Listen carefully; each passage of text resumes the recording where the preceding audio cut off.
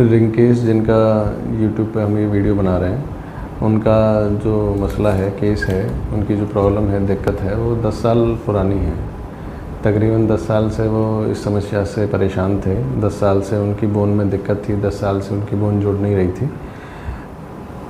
Operation 3 हो चुके थे इनके बोन में एक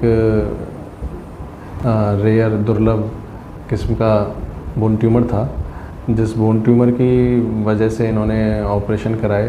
बोन का एक शुरुआती बोन का एक सेगमेंट बीच में से करीब 5-6 इंच का सेगमेंट इनके बोन में जो ट्यूमर की वजह से था, वो ऑपरेशनों के दौरान निकाल दिया गया।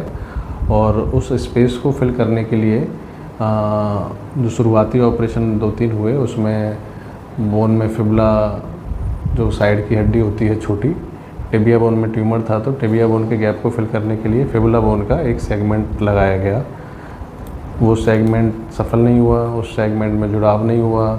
उसको और मजबूत करने के लिए दोनों पैरों में जो फिबुला निकाल ली गई थी, और साथ इसके अलावा भी बोन के जो ग्राफ्ट होते हैं, इलियक बोन के ग्राफ्ट, कूल्हे की हड्डी के पास से जो ग्राफ्ट लिया जाता है, वो दोनों तरफ से ग्राफ्ट भी ले लिए गए थे। तो ऐसे चलते चलते जो 10 साल का समय इनका बीता, उसमें बोन में जुड़ाव नहीं हो पाया।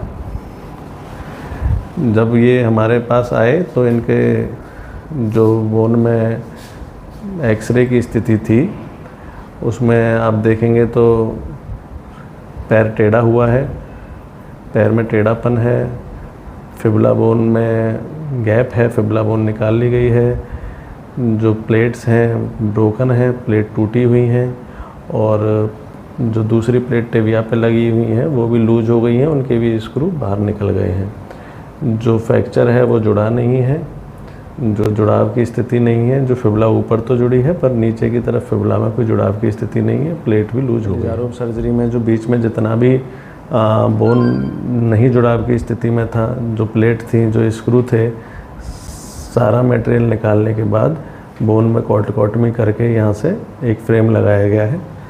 तो ये इनके ऑपरेशन के बाद का एक्सरे है।